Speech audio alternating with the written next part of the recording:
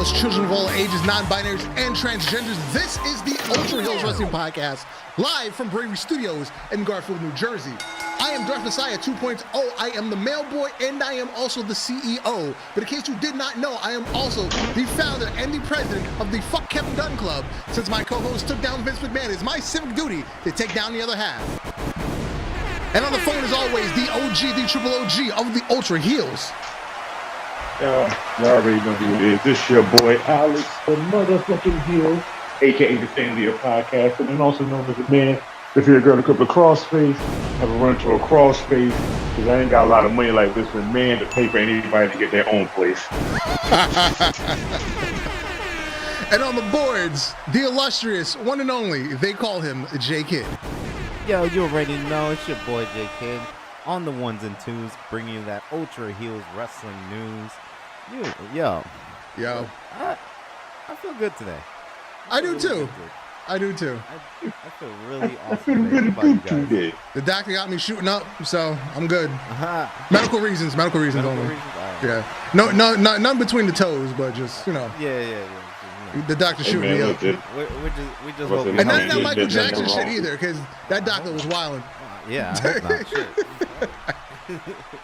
Man. I said, look, ain't nothing wrong with shooting between the toes, man. Unless your name is Hulk Hogan. And as we love to start our programming now, Sheiks of the Week. Yeah, we got that. This week we have one of our Sheiks of the Week. Thanks to Germs for being the voice of Sheiks of the Week. We have Tony Storm, one of our favorites, and Ty Conti, Ty Mello, whatever she's calling herself now. Ty Conti, Ty Mello, Ty Goddamn. And as I like to say, if you're listening to us on Spotify, Google Podcasts, Apple Podcasts, any sort of audio platform, do yourself a favor. Hop over to YouTube, watch the first 3 minutes of the show, enjoy the cheeks with us. Otherwise, you're doing yourself a great disservice. And you can go back to consuming our content how you normally do. But yeah, and while you're on YouTube, hit Bravery Studios, watch Marv in the Morning. The great gnarly Marv giving out podcasting tips. We'll give him a little plug. And I'm not gonna lie. Some of y'all need it.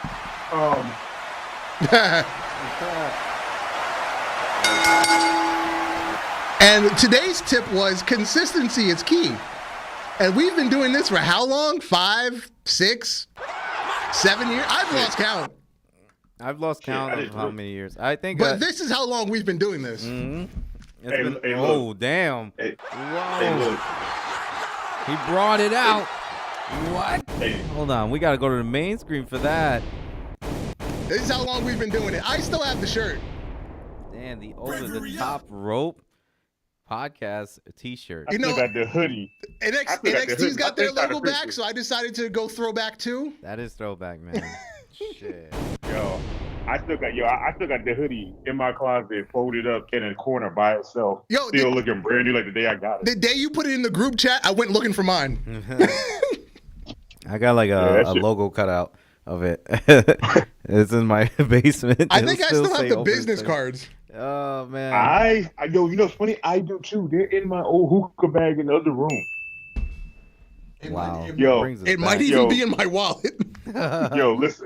Listening to Marv give his advice in the morning and then listening to him on the Rosenberg podcast, when he was like, we started this in 2015 and we've been doing it for that long. I said, wait a minute, I just met them the next following year and they just started. I've been knowing Marv since 2016 to now. Yeah. It's been a long ride, man. Long ass ride. Yes. Been there from the beginning. And I'm sorry, hey man, you know me, I don't say it much, but me and Dark been there since damn near day one. Yep. I was a guest on episode 12. No, 9. My second appearance was episode 12.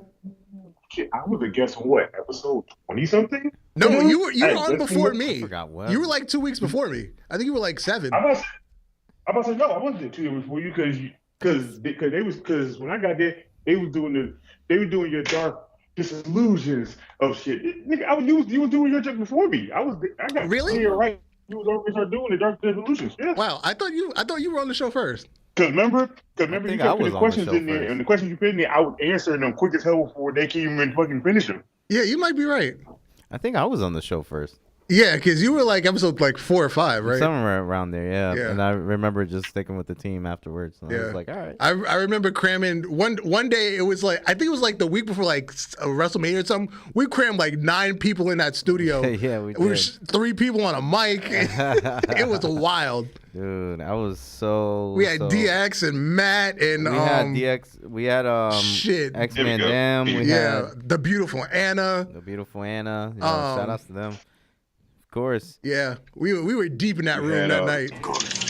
What? You had all of us, X-Man Dan, beautiful Anna. Wasn't that when the Hardys came out? Like a WrestleMania? Yeah, that might be it. That might be it. We had Shuggy there. Yep. And that was it. That was all of us. Yep. Shit. The island, man. Good old days. The great days of the island. And look where Bravia Studios is now. We out here, man. Again, salute to Gnarly Mar for his vision growing the studio. Go follow Bravia Studios on YouTube. Watch Marv in the Morning. Get some tips. He gives you good podcast like I said before, tips. some of y'all people gladly need them. I've been watching too many of the podcasts, and I be like, yo, what are they doing? Bravery up. Yeah, if you need some good, if you need some tips on podcasting, just hit up Marv in the Morning. Tune in to Marv in the Morning. All right. Next off, we're gonna do Ultra Fantasy Booking. Oh shit! And we have the results from last week's episode of Dragon Force. And there is a slight error in the show that I'm going to call now before we get to it. Okay. I was in a rush when I was posting it and I missed something. So there's a slight error in the show. I guess we were all in a rush today, so it's all right. All right, so we kicked off the episode. Paul Heyman, the GM, comes to the ring. Ladies and gentlemen, welcome to Dragon Force. Normally I would be drawn by my honorable team, them being Cesaro, Deonna Purrazzo, and Shelton Benjamin, but tonight is a little different. I want to welcome all the new talent that has joined the roster in this year's draft. Also, I am pleased that the WWF Championship is back on our show, but not with the person who deserves it the most. So I want to give any challengers for the title one fair warning. I always get what I want. Match 1. We have a triple threat. Sheamus, Wardlow, and Billy Gunn. And I correctly guessed the victory. Wardlow. I was rooting for Billy Gunn. Yeah. Match number 2. We have Wheeler Yuta taking on Tommaso Ciampa. Winning 69% to 31. Tommaso Ciampa taking home the victory. Match 3 is a Falls Count Anywhere. 2 people that love the hardcore style, Jon Moxley and Kevin Steen. Same score, 69 to 31. Jon Moxley takes home the win. So they like the 69 a lot, huh? Yeah. Next up, we got them boys sending in a video from the farm. AJ, you know we've been champs for about 10 months now. We done beat damn near every team on this roster. The draft just happened, so now we got some fresh meat. Y'all boys better step up and come get you some. It's getting lonely up here at the top. So next up, we have a tag team #1 contenders match between the Street Profits and the Death Triangle, represented by Rey Fenix and Pac. And 66% to 34%, Death Triangle is the victor. We're getting close. And here's why I messed up on the main event. Because Alex had stipulations and I forgot to put the stipulations. I just did straight win-loss. For the rematch from our live-action WWE 2K episode that went horribly wrong in the main event. At least videos are up now. Finn Balor has defeated Cesaro in the rematch. But we might have to have another rematch because, like I said, I missed the clauses in the match. That is all my fault. One was just too short. The match was too short. The other one, the match just wasn't stipulated. Yes, Warzone tried to screw Cesaro once again. This time unintentionally. Well, third time should be the charm. Third time's a charm. Yeah. And now, for this week's episode of Warzone, which is a pay-per-view, it is Unforgiven. We're going to kick it off hot. Last week, the New Day challenged the Usos to a 3-on-3, but they don't have a third, do they? Or do they? The Usos have called in reinforcements. Solo Sikoa has joined the roster. Bloodline is strong. We're going with Samoan Dynasty here. Bloodline is copyrighted. We're going with Samoan Dynasty in a War Games match. The New Day versus Rikishi Sons in a War Games match. Match 2. Alexander Hammerstone. He's new to the roster. We're going to tune him up. He's going to be facing Zicky Dice. Should be a nice, easy win for him. In the women's division, the Iconics will be taking on Serena Deeb and Mercedes Martinez. Next up, a women's #1 contender match. Charlotte taking on Taya Valkyrie. Our new GM, Jim Cornette, is going to call IWGP AJ Styles out. You're not defending the world title.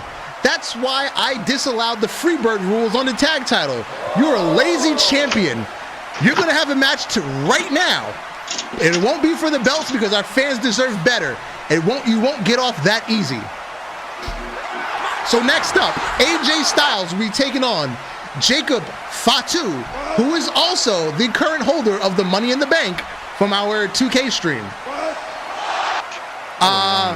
And then after that match, we're going to have a second poll. Should Jacob Fatu cash in Money in the Bank on AJ Styles right then and there? Next match, Bryan Danielson will be taking on none other than Walter for the Openweight Championship.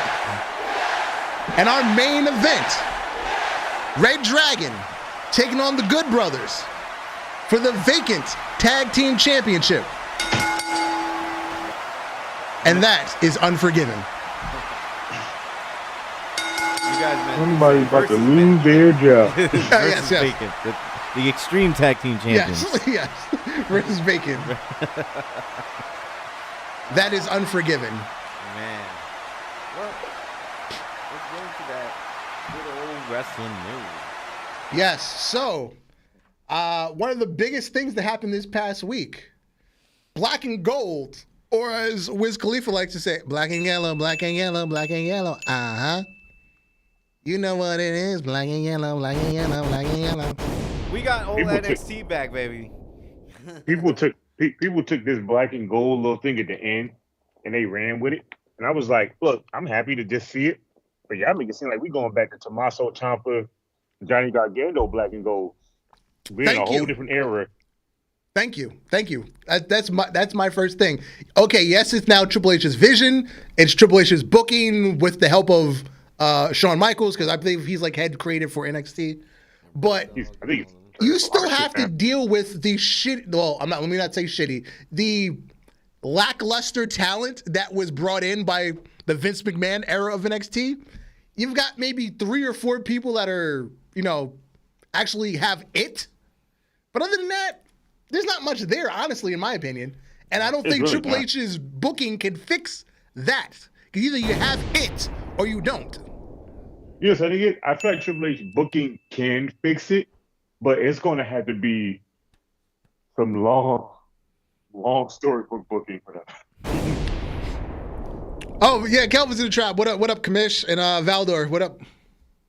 It's going to be some super long story look booking, bro, because there's no way in hell we're going to just let that go about, their previous NXT. Yeah, I know you don't like Braun Breaker, but he works in the sports entertainment realm. Braun Breaker, he's going to be a star. You got Carmelo Hayes, you got Cameron Grimes, who they keep fucking with his gimmick, but they keep fucking with him, but he's good. The sad thing is Carmelo Hayes and Cameron Grimes are dudes that should have been around when the cruiserweight division was around and it was popping in the beginning. Yep. Braun Breaker's a guy that I don't like for so fact. Vince just broke him in because he's big and he's brawling, and he just made him it. But I feel like Braun Breaker should have had he should have started from the bottom like everybody else in NXT. Unless fair. he was an indie wrestler, you should have started from the bottom and worked your way up. You just literally got pushed up because of your name. And the sad thing is most of the wrestlers that have a name in WWE don't even get that kind of a push in the fucking beginning. That's a fair assessment. That's a fair assessment. And then in the women's division, obviously you got Nikita Lyons. You got Nikita Lyons. You got Zoe Stark. I haven't seen much of her, but every time I see her, I want to see more. She grew on me real quickly. Mandy Rose has revitalized her career. So well. So well, yeah. I don't even want to see her back on the main roster now. I feel like when they bring the main roster, she's going to not be the same person she is now.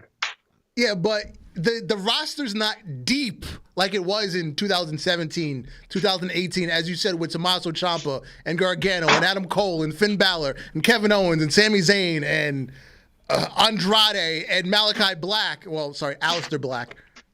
Wrong black. Wrong black person. Black. He's Aleister not black. Malachi Black. Samoan Brown. Samoan Joe, Shinsuke Nakamura, Charlotte, Becky, Sasha, Alexa Bliss, Bayley, Shayna Baszler, Asuka. The roster's not deep like that right now. And the sad thing is that roster was deep with more wrestlers from the indie circuit and the little handful of people that came from outside. And the people that came from outside had veterans to work with to make them better. Now they're sending people in, and we're going to create the next superstars. No, you can't. You can't take somebody that did college track and make them into the new superstar and then think they're going to be the next leader, Trish Stratus. No. You're not getting that. You get lucky every once in a while, and you get Bianca Belair. Yeah. You get lucky every once in a while. Definitely get lucky. Only one that was just, it was so left field. When I saw her, I was like, oh, she's like, this sport, she's bodybuilder. I don't see her making it far, but I want to see where she goes. And she's been women's world champion how many times now? With 2, 3. And she's been killing it every time she get in the ring. I'm like, yo, she was the luck of the picker. Like, she was the luck of the pick, bro. Like, Triple H rolled the dice on that one. He was like, yo, I'm about to get that 4, 5, 6 off of her. Click, click. There it is. Yep. Valdo said Triple H is going to have to hit the reset button on NXT with a damn sledgehammer at this point. Well, actually, we got to call in Cody Rhodes for that. He's good with the sledgehammer. Yeah. The sad thing is, what does that mean for the NXT? Is it still going to be bright and colorful? Because that shit is annoying. Fandango, yeah, word. Oh, yeah, that too, yep. Like, I missed the dark arena, so you focus more on the wrestling than you did on the crowd. Like, that shit made it a lot much better, because when they said starting the match, your main focus was that ring. Nobody on the outside, no fans. You heard them, but you didn't see them. Once Vince took over, it was like, fuck the wrestling inside, because we know they're going to be horrible. Let's show them what the people look like and get their reactions all the time. I don't give a flying fuck about their reactions. Although arguably at times the NXT became too stale because of that dark environment. If the match wasn't good, you lost all life because it was dark. But that's the thing. How many NXT matches at that point were bad? That's true. You could have 3 matches on that card, and 1 out of the 2 be bad. But people will still talk about that whole entire match or that whole entire show. Now it's in color, and the only reason fans are there is they're dick riding WWE because they think AEW is going to fucking fail, and they're over there cheering on something. But then you see them online talking about something, that match was garbage. Well, why the fuck are you so happy when you're there? NXT is mostly friends and family of the talent. Yeah, fuck that. I'm gonna be in a group. I'm in a group like, hey, cuz you was horrible tonight, man. Fuck that. Yeah. Well, you need to go work at Starbucks. That's what your real job is. That's what your passion is at. Or maybe they can manage a target with the elite. Maybe. I heard EVPs get paid a lot. They get paid no attention and they get paid no mind. The other thing that Triple H did this week, he hosted the press conference between Logan Paul and the Bloodline for the main event. Did you watch the podcast between them two? Yeah, I watched most of it. I obviously I didn't get to the good part where they insulted him afterwards. I stopped like halfway through and I forgot to go back. I watched it, and that was probably the only part that I was like, they talked a good game in the beginning. I was like, and as soon as he said what he said, I was like, ooh, this sounds like this is about to be an ass whooping, and I hope this match happens because I kind of just want to see Logan Paul get speared or Superman punched by Roman. The part of the podcast, Roman was very authentic.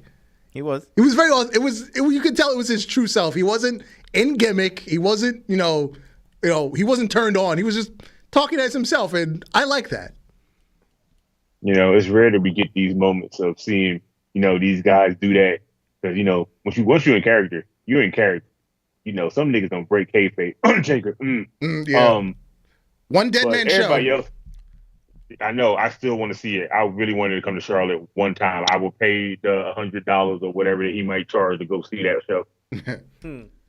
But watching the podcast and listening to Roman and then listen to him explain, like, I had a lot of hiccups on camera and I done failed a lot of times. And, they pushed me to the roof and the fans didn't want it. I said, I'm just happy the fact that he knows how the fans were, acknowledged it, and made the Roman that he is now off it to a point that it's just normal him.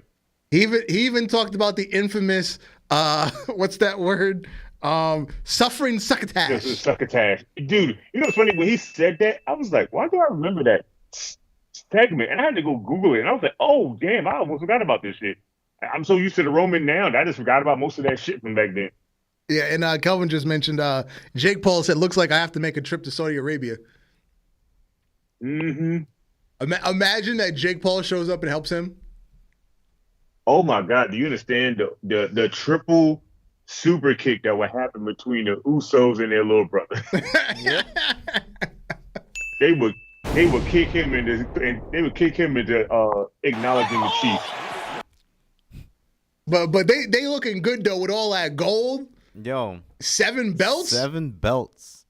The Bloodline has 7. That luggage is kind of heavy. Looking a little weighted. They put on some weight, They moving weight. It looks good. Putting on some weight. Hey, look. No offense.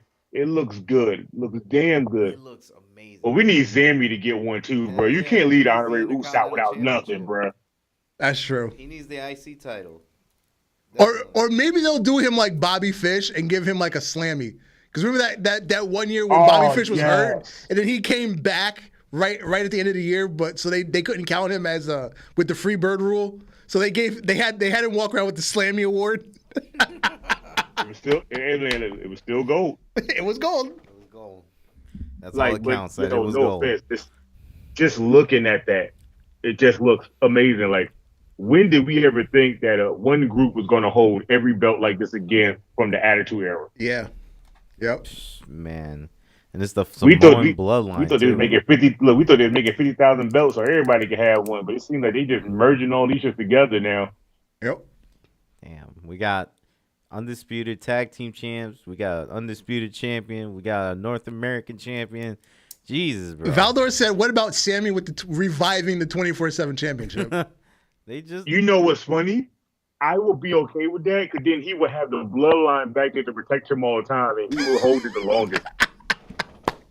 It will be so dope. Can you imagine him going to the bathroom and somebody trying to pin him and Jay is in there and he gets super kick home like, come on, bro, get out of the bathroom. They always save him to keep the belt on him. It will be the most greatest thing on television. That's like a filler story for the Bloodline too. Oh my God, it would be, and it would be so dope. Like Sammy can just brag about it like he normally brag about winning a belt. And then he I got the people to help me back it up for real now. And the other announcement from Triple H this week, Survivor Series will now include 2 War Games matches. Will anybody miss the traditional Survivor Series match? Not if it's War Games. Them shit lately been trashed. It's been trashed because of brand warfare. That part is trash. Yeah, that's what it's been trash. Honestly, a couple weeks ago, I'm like, okay, you got Sammy in the Bloodline. You just added Solo. Are you going to use them versus, I don't know, Drew McIntyre, Kevin Owens, pick a tag team that the Usos are beefing with, and bring somebody from NXT for Solo to beef with, make that a Survivor Series team? I would have been fine with that. I would have been good. I would have been good with that if it's the Bloodline versus everybody that they're feuding with collectively. Yeah. And I would be cool with it because the only person they could bring for this North American Championship Carmelo is the previous champion. Yeah. And I ain't gonna lie, that'd be the best way to bring him up. Because at this point right now, there's nothing left for him on NXT. Like, he's a star in his own right. Yeah. He don't need to be on NXT no more. He actually needs to be on regular television. Yep. And no offense, I can see him hanging with the Street Profits solo company. But that's just me. Oh, Street Profits hanging with Hit Row. With Hit Row. I know, bro. For some reason, let's just put all the black people together. hey, man, look. I'm not saying Triple H did it. I think Triple H was like, hey, man, we're gonna have y'all in a 4-man tag team match, and they probably was like, bro, we gotta go out and drink after this, bro. We family now. It's over. Yo, they probably partying and chilling and shit now. But I am excited to see War Games with the main roster. It's nice. It is. Nice change. Nice change of pace, definitely. Definitely taking William Regal's idea, but okay, yeah. War Games. Blood and guts. It's not the same when he did the blood and guts. But the fact that he actually used him to do it, well, I got to give him that. It's straight authentic now. Yeah. Your War Games or Blood and Guts like ring, it has to be authentic if William Regal's there. Yeah. Like, my thing is funny to me is you use William Regal to poly really William Regal. They can still use a video of him saying it. They own it. War Games. War Games. The sad thing is you're right. They do. They still can too. They can use the video. Somebody's gonna do that. Still could. And it's Triple H. He's not scared to use shit of somebody that left. Because fucking they put Daniel Bryan and Aleister Black in a promo package. Oh, yeah. When they were, no, sorry, not Daniel Bryan. Cesaro and Daniel Bryan, because when they were chronically Roman Reigns' people he's beaten, they mentioned them by name in the video. Showed them and said their name. I'm about to say, Triple H ain't like Vince. Once you leave the company, you no longer work for me. I don't know who the hell you is. Triple H's like, bro, they worked here. They're in our WWE library. There's no getting rid of them at this point. Yeah. Mm-hmm. Why not just bring up them? Because that people want to, like, no offense. If somebody in WWE main roster, The Miz, go do Daniel Bryan's running knee, you think the crowd ain't going to yell the yes movement all over again and start yelling all the things they said about Daniel Bryan? You can't mute all that, even though we know WWE has done it before. Kelvin, I like the name Street Row. Street Row. Nice. I like the name Street Row. The crossover that we Street Row. Street Row. I kind of like hit streets. Yeah, because Kelvin said hit row profits. I like street row profits. Hit profits. Okay. Hit profits. They got to make that money. No offense, but sounds like they're doing hits. I can see all 4 of them becoming our new Crime Time. I'm saying it now, and I don't care what nobody says. It sounds racist, but I'm cool with it. When they were beefing up, well, they weren't really beefing. They were just having playful fun. Street Profits and Private Party. I was like, together, they're private profits. Street Party. Street Party. Mm-hmm. Like that group together. What do you call them? We call them the Block Party. Ain't nothing but velvet ropes and solo cups. Mm-hmm. Facts. Word. So Rhea Ripley posted what we've been waiting for. It says, "Poppy, mommy, whatever you want to call me, Dom Dom," and he replied, "Say less." Smooth, so smooth, and I love it so much. No, I didn't get a chance to send you the tweet I saw today. That I screenshot it, but I forgot to send it to you because I was busy. There's a picture of Rhea Ripley and Bailey in the back in Gorilla, and it says, "The match that we never knew we wanted, but we need. Bailey versus Poppy. And Bailey replied back, "Hey, Poppy, you down for a mommy?" Ooh. And I said, I don't know why I want this so bad now, but I need this in my life. Ooh. No offense, I kind of missed the Attitude Era. I feel like Rhea Ripley would have been perfect there. Because no offense, with Eric Bischoff, you know who we would have got. HLA. Yeah. Hot lesbian action. I was actually watching that a couple days ago, that segment. The sad thing is, I watched it last night. I fell asleep watching it. I was going down the rabbit hole of old wrestling things, and it popped up. He was like, hot lesbian action. I said, ooh, I can just picture Rhea Ripley all of a sudden. God damn it, wow. Kelvin mentioned Triple H has banned blood. Now, I saw that interview. I'm under the impression the way he said it is, it's not that blood is banned. He said, we've moved on from an era where blood is necessary, but he says, I feel like he's still leaving the door open for it to happen when necessary, which is what it should be. I'm about to say, you got to think about it. This ain't the early golden era where, you know, motherfuckers bladed themselves so much that their head looked like cheese graters. Abdullah the Butcher. Motherfucker's crazy. He was blading every night for like 20 years. Yo, he was. Bro, I'm surprised he had any blood left at this point. He got enough. He left enough blood everywhere on the planet at this point. Now, if you wanted to find his DNA, you could just be like, "Oh, he was here in this room." Swab the wall. Okay, we got a blood sample. We good. This guy been blading a quarter night. Fucking Flair was blading like once a week for 30 years. Yo, word. Yeah, no offense. Somebody got a point though. The blood is not necessary because the way these guys be going hard, it's not necessary. But if it happens, it happens. We all motherfuckers get hit for real. We all know Cody's bleeding. First of all, we know Cody blind hair gonna have a red streak in it. Call that man a Targaryen. I'm sorry, I just started watching the new Game of Thrones thing, so.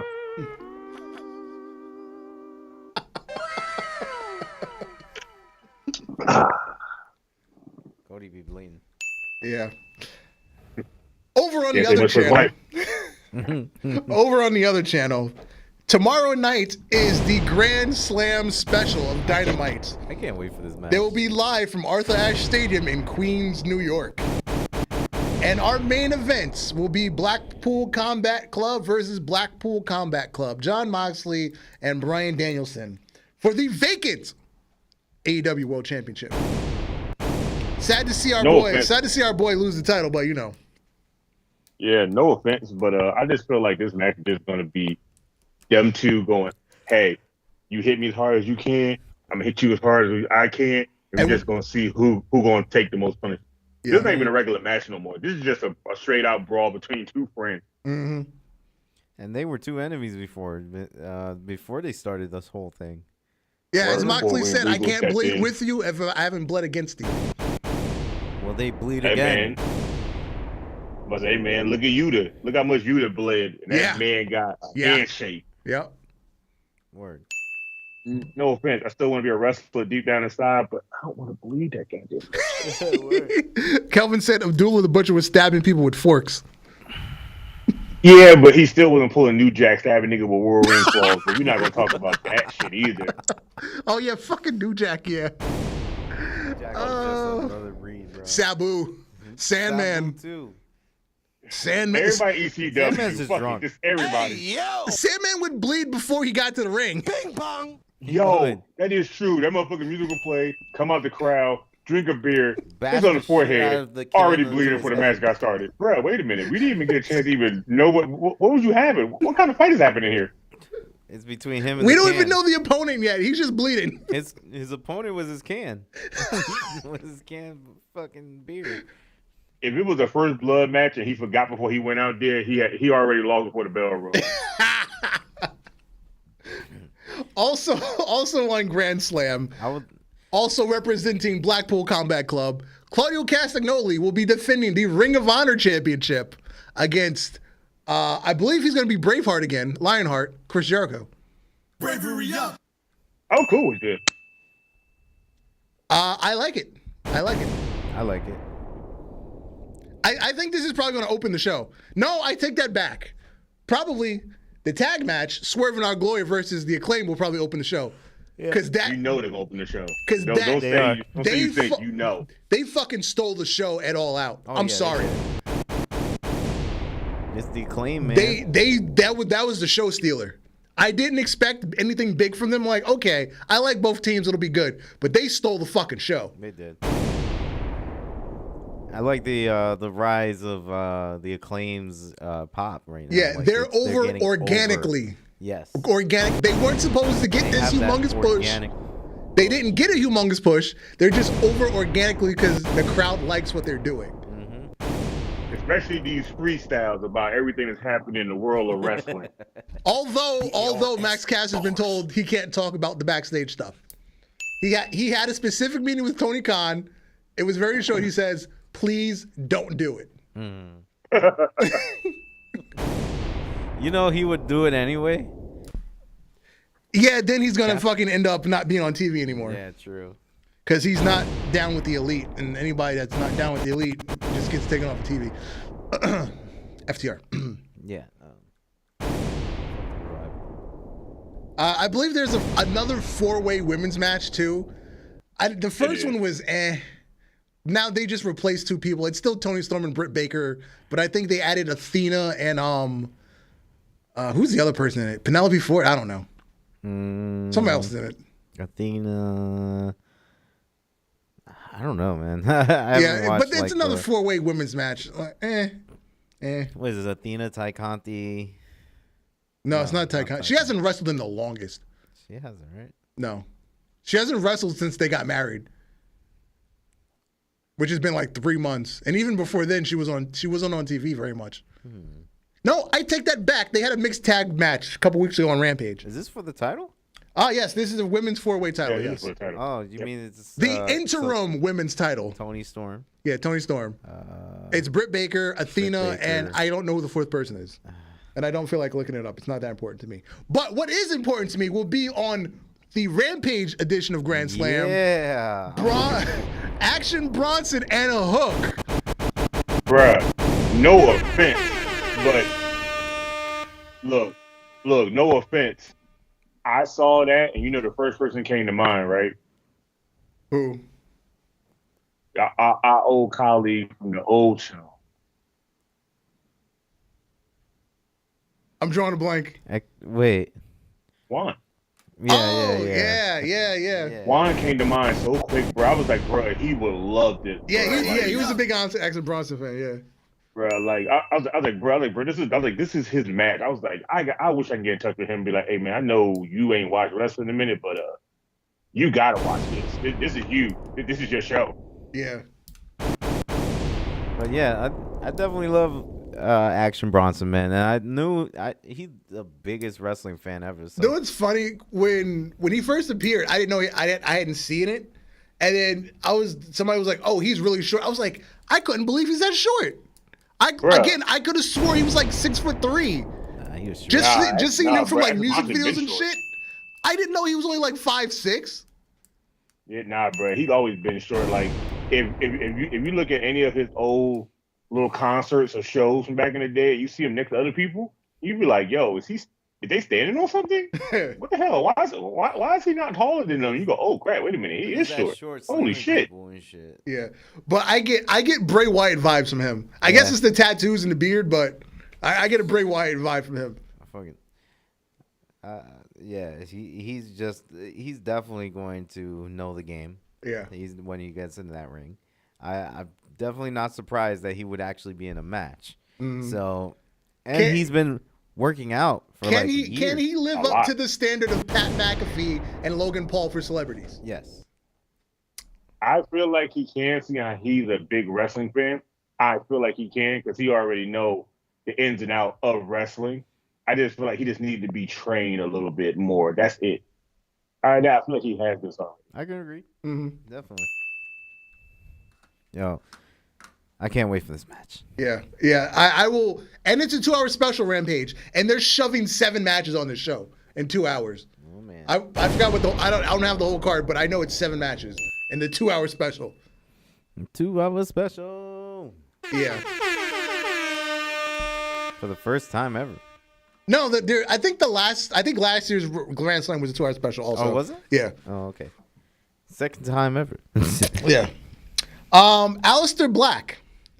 He put out a statement. I'm not going to read the whole thing, but he alluded to the reason he got a conditional release from AEW. It was nothing personal against the company. He was dealing with an injury that he didn't want to talk about. There was a death in the family. Also something happened with Zelina. She's been sick. So it was just a lot of things going on personally that he said was compromising his mental health as well as his physical health because he was also dealing with an injury. So that's why he's chosen to step away from wrestling for the time being. Yeah. Oh, that's sad, man. That's definitely sad. Yeah. You know, he was definitely on a roll.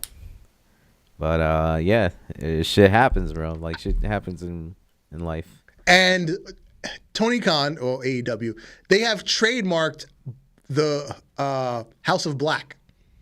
They didn't have the trademark before because they're stupid. So going forward, Brody King and Buddy Matthews will still be called House of Black. And Julia Hart, they're bringing her back in. Yeah. They're still going to be called the House of Black without him. Well, I wonder how that is going to go. Weird. The It black is person's weird. not there. The black fellow is not there. Sir Black fellow. Oh, Kelvin said Action Bronson took up Brazilian Jiu-Jitsu. Oh yeah, he did. So I'm curious how he's gonna put that into play. Yeah. Moving back to a Roman Reigns topic, he is number one. Because we the ones. And the Pro Wrestling Illustrated Top 500. And if I can pull up the rest of the list, I have too many windows open. I like to look at stuff. Okay, Roman Reigns, Kazuchika Okada, CM Punk number 3, Adam Page number 4, Bobby Lashley, the Almighty, number 5, Cody Rhodes at 6, Bryanson at 7, El Hijo del at 8, Big E at 9. Wow, I didn't expect Big E to be on that list because I feel like he should be on the list. Okay, based on when the list comes out, yeah, he should be on the list because it wraps around the calendar. And number 10, Jonathan Gresham, who was doing it big before Ring of Honor shut down, but he's kind of been a sucker ever since. I'm about to say, let's tell the truth. He was doing it big. No offense, Gresham. I'm going to say this now. But what was the other black dude name that was the NXT that left? You know, they said his shirt was racist. CPS? Yeah, him. Yeah. You being a bitch. Stop being a bitch. Yeah, he got as the old people like to say, he got too big for his britches. Yeah, like, come on now, bro. You know the wrestling industry. You know how this goes. Yeah. You either on top or you're on the bottom. Guess what? Let me just run through some. I'm gonna just run through some notables on the list. 12, John Moxley. 13, Matt Cardona. MJF 16. I'm surprised Matt Cardona's 13. Yeah, MJF. But that man been doing good since he left. MJF 16. Omega 19. McIntyre 20. Moose 21. Jericho 22. Braun Breaker 26. Kevin Owens 36. Xavier Woods 37. I guess his King of the Ring run. Somebody who hasn't wrestled in forever, Scorpio Sky is 38. Bro, we knew Scorpio Sky was gonna be there, bro. This man's still out there putting out great shows. Let's see. Ibushi 58. Nick Aldis 60. Edge 65. I think he should be higher. Well, you know, since he came back, it ain't like he done anything crazy. Somebody we were just talking about, Carmelo Hayes is 74. Kofi Kingston 85. Walter / Gunther 91. Should definitely be higher. The highest woman, Jordynne Grace 97. You know who number got boosted also? Who? Our boy Darius Carter. Oh, yes. I'm sorry. I skipped over him. I'm so sorry. He is, was it? He's in the 20s. I know I saw him. 29. There we go. Terrence Carter got moved from being in the 100 Yeah, 29. to 20. I can't wait till he gets like an actual contract deal, you know? Yeah. It's going to be great.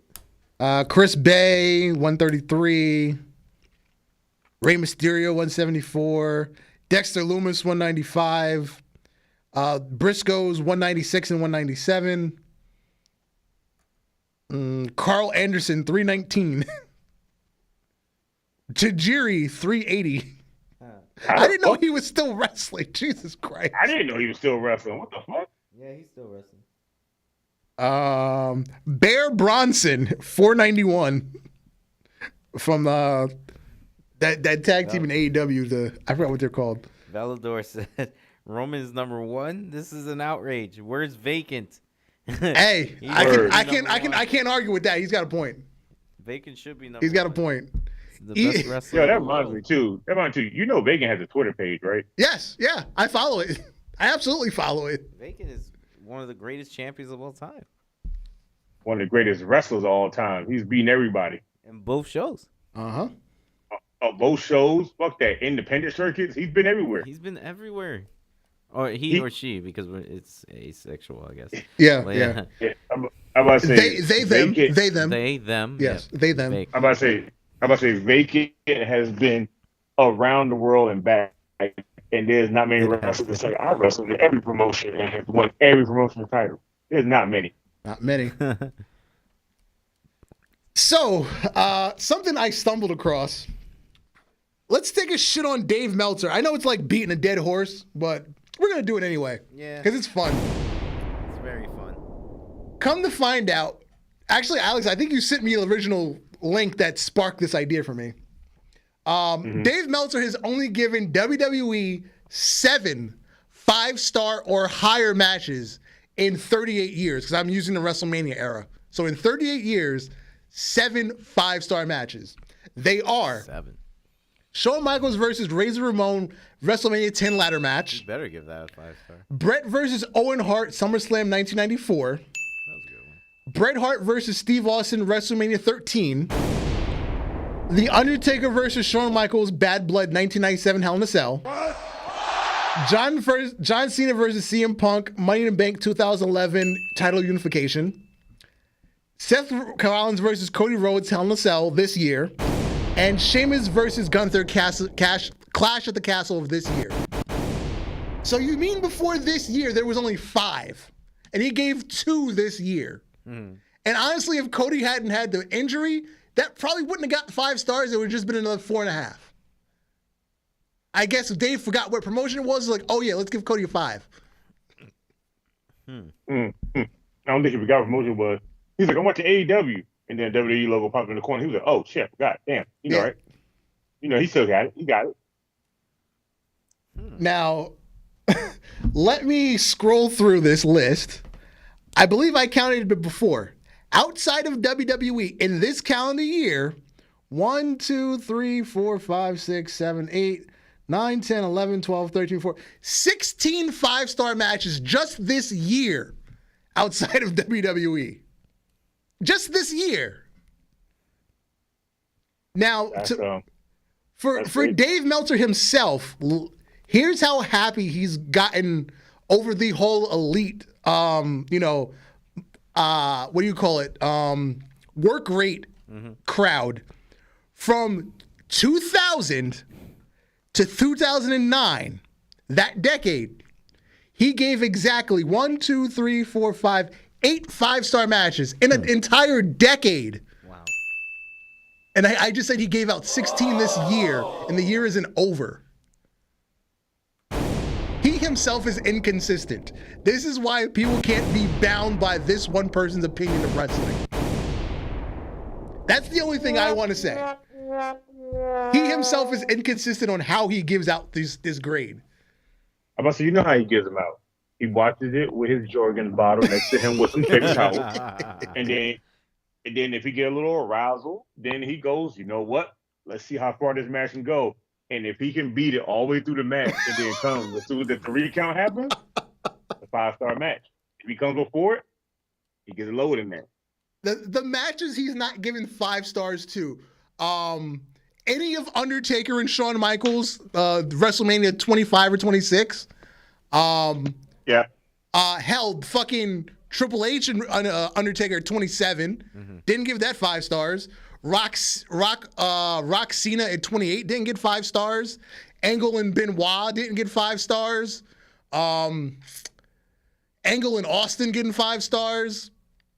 Help me out here, Alex. I know you know some more matches that should have got 5. The Iron Woman match between Bayley and Sasha Banks. There you go. That didn't get 5 stars. 5 stars.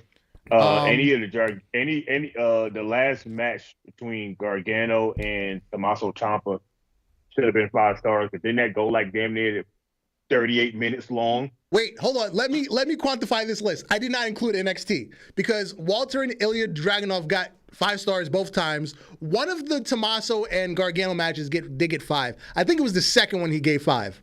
Everything else he gave like 4.5, 4.75, but only one of them got 5. So I believe when I was counting, he gave out like 6 NXT 5 stars. Andrade and Adam Cole, I think he gave 5. Let me see if I can scroll through and find it. But you do recall when this match happened, the parking lot brawl between the Best Friends and Santana and Ortiz, he gave that 5 stars. A match that did not include a ring got 5 stars. So by that measure, Brock and Roman at SummerSlam should have got 5 stars. Yep. Because bruh, that was a 5-star match just for the fact of what the fuck was going on in that match. It was shit that we thought was like only done in video games, done in real life. Okay, here we go. Johnny Gargano and Adam Cole at TakeOver 25 got 5.25. And also at TakeOver New York, they got 5.5.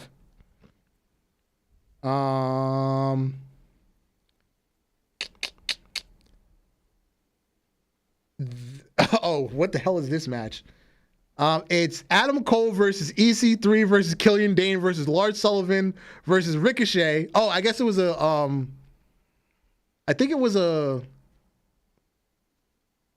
was this a Survivor Series match?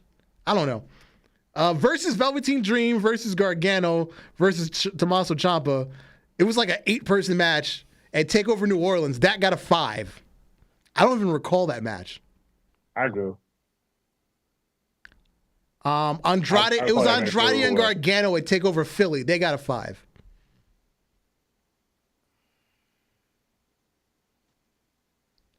And those are all the NXT matches that get 5s. So you got another 7 or 8 from NXT that have gotten 5. yeah.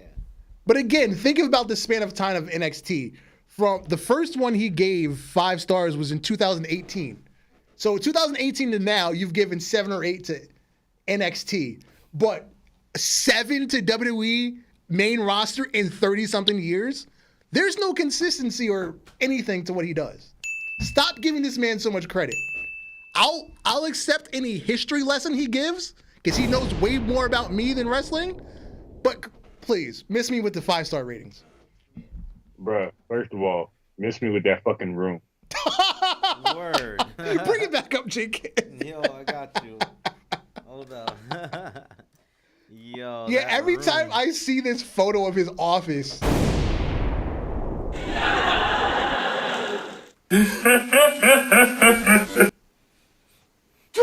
Bruh.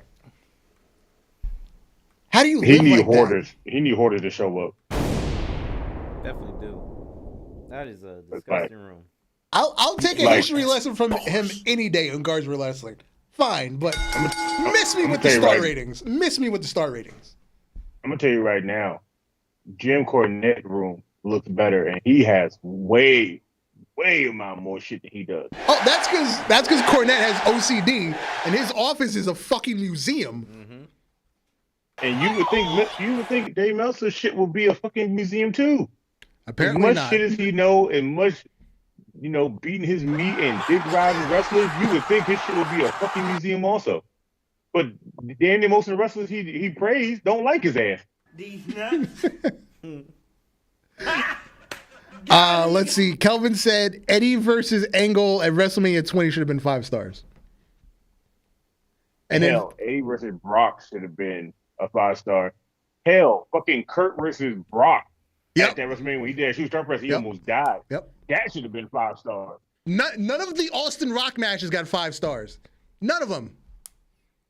Is the Razor Ramon and Shawn Michaels ladder match 5 stars? Yeah, that was the very first one. What about Undertaker and Shawn Michaels at WrestleMania?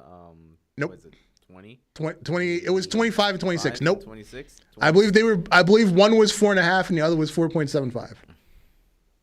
That man looked like a 2.4.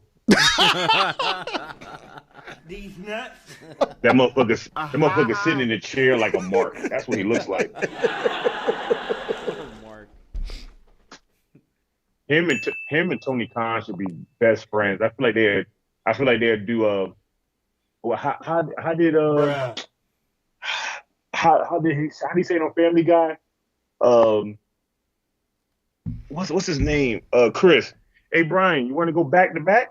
We can go back to back. I feel like that's what they do. They go back to back and beat their meat over wrestling. Wow. No, thank you. These nuts. All right. Just a little article that I found in regards to the great Bobby Heenan, who has now left us. This is an interview, obviously, from several years ago before he died.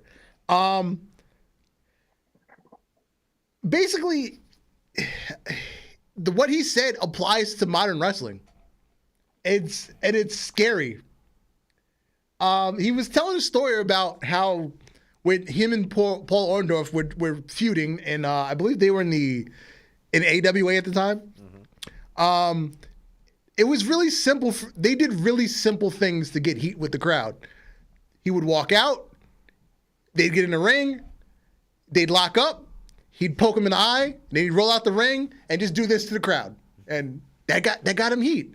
And now he's saying people go through 15 tables and you get no crowd reaction. Like, where's even after you people have become desensitized to what is supposed to get someone over. I don't know if we became desensitized. I think we just got bored with seeing the same thing over and over. I think that's why like most of the high flying moves now get people hyped so much, because there wasn't that much of it being done, especially at the rate of what some of these people would do, like Kevin Owens and Jacob Fatu doing moonsaults at their size, Keith Lee jumping over the top rope. It's like shit that you would never see Andre the Giant or Vader. Well, no, Vader didn't do a backflip. He did a monkey flip. He ain't never do a full backflip. Yeah, he did that shit sideways.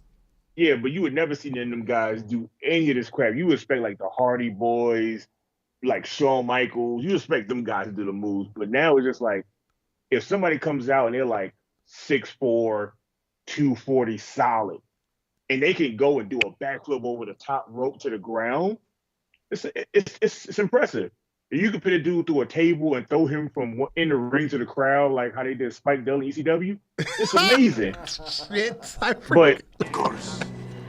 But if you poke somebody in the eye, step on their toe, and low blow them, and get out the ring and raise your arm, it's like, bro, we've been seeing Flair and them do that shit for decades. That ain't nothing new. The other thing that he was emphasizing in this article is rules not being enforced. Again, for the heel, it's hard to get over if nobody's enforcing rules. If you can just do whatever you want in front of the ref, the crowd's not mad at the heel. The crowd's just going to be like, oh, this ref fucking sucks. Why didn't you see that? So now all the heat's on the ref and not on the heel. Mm-hmm. Because you definitely need that heat when you're a heel. You need something that will spark the interest or spark a hatred for you. Right. But if you don't put it on the referee, that means the show sucks. Right. Yeah. No offense, some of these shows suck. Yeah. Yeah. I mean, shit. Some of these shows did suck because of the referee's mistakes instead of the heels. But at the end of the day, somebody's going to do one or two things. Dick ride, or they're just going to complain. Yeah. And it's sad that the wrestling community's come to that. Yeah. Like very few people have a true objective opinion. Like, yes, I get it. It's predetermined, it's scripted, whatever you want to call it, and you're just a fan fan stands for fanatic, so that's a term of like craziness. But you still have to have somewhat of an objective opinion about what's happening. Yeah, definitely. Yeah. Like I said, but you know how people are. Once you give your opinion, you might always just say that you know everything that you believe in isn't right, or you believe that mermaids are real and they should be white. But whatever, it is what it is. Or James Bond has to be white. Yeah, But it is what it people is. forget we've been arguing about Idris Elba being James Bond for like 3 years, and the movie still hasn't come out. But Little Mermaid is confirmed; it's been filmed, and they're hating on this. Come on now. Come on now. Damn, son, where'd you find this? Look, no offense.